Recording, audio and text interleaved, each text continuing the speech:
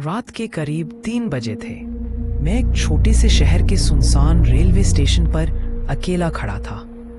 ठंडी हवा चल रही थी और दूर कहीं उल्लू की आवाज सुनाई दे रही थी। प्लेटफॉर्म पर कोई नहीं था, बस एक पुराना बल्ब धीमी रोशनी में टिमटिमा रहा था। मेरी ट्रेन आने में अभी भी आधा घंटा बाकी था। मैंने अपनी घड़ी देखी और पास की बेंच पर बैठ गया। स्टेशन की दीवारों पर पुरानी फटी हुए पोस्टर लगे थे और हर तरफ सन्नाटा पसरा था। तभी मेरी नजर प्लेटफॉर्म के आखिरी छोर पर गई। वहां एक आदमी खड़ा था, सफेद कपड़े पहने, एकदम शांत। पहले तो मैंने सोचा कि कोई यात्री होगा, लेकिन फिर ध्यान दिया कि वह अजीब तरह से खड़ा था, बिल्कुल सीधा, बिना हिले डुले। उसकी आंखें नहीं दिख रही थी, सिर्फ सफेद कपड़े और एक हल्की सी परछाई। ठंड की लहर मेरे शरीर में दौड़ गई। मैंने इधर उधर देखा, शायद कोई और भी वहां हो, लेकिन पूरी जगह वीरान थी। अब मेरी नजरें उसी आदमी पर थी। वह धीरे धीरे चलने लगा। उसके कदमों की कोई आवाज नहीं आ रही थी। मेरी धड़कन तेज हो गई। मैंने अपने हाथों को मसला, शायद ये सब मेरा भ्रम है। वह आदमी प्लेटफॉर्म पर घूम रहा था, लेकिन उसकी चाल अजीब थी, जैसे वह जमीन पर नहीं, हवा में उड़ रहा हो। मैं डर के मारे उठ खड़ा हुआ। तभी प्लेटफॉर्म के पास लगे एक खंभे से एक बूढ़े चौकीदार ने मुझे देखा। वह धीरे धीरे मेरी तरफ आया और फुसफुसाते हुए बोला, उसे मत देखो।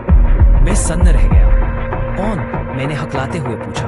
वही, सफेद कपड़ों वाला, बूढ़े ने कहा। उसका चेहरा डर से सूख चुका था। मेरा दिल जोर जोर से धड़कने लगा। मैंने फिर से उस आदमी की तरफ देखा। अब वह प्लेटफॉर्म के बिल्कुल किनारे पर खड़ा था। ट्रेन आने वाली थी। रेल की पटरियों से हल्की आवाज आने लगी थी। मैंने चौकीदार से पूछा, ये कौन है? वह कांपते हुए बोला, ये हर रात 3 बजे यहाँ आता है, पर जब ट्रेन आती है तो गायब हो जाता है। कोई नहीं जानता कि ये कौन है, लेकिन कई साल पहले यहाँ एक आदमी ट्रेन के नीचे आकर मर गया था। ठीक इस वक्त 3 बजे मेरे पैरों तले जमीन खिसक गई। मेरी ट्रेन के आने की अनाउंसमेंट होने लगी थी। मैं चाहकर भी हिल नहीं पा रहा था। मेरी नजरें अब भी उस आदमी पर थी। ट्रेन की रोशनी प्लेटफॉर्म पर पड़ने लगी थी और तभी वह आदमी धीरे धीरे हवा में गायब होने लगा, जैसे धुआं उड़ रहा हो। कुछ ही सेकंड में वह गायब हो गया। मैंने जल्दी से अपना बैग उठाया और ट्रेन में चढ़ गया। मेरी सांसें तेज थी, हाथ कांप रहे थे। चौकीदार प्लेटफॉर्म पर खड़ा मुझे देख रहा था। ट्रेन चल पड़ी, लेकिन मेरा दिमाग अब भी उसी सफेद कपड़ों वाले आदमी के बारे में सोच रहा था। क्या मैंने सच में भूत देखा था या ये सिर्फ मेरी आंखों का धोखा था?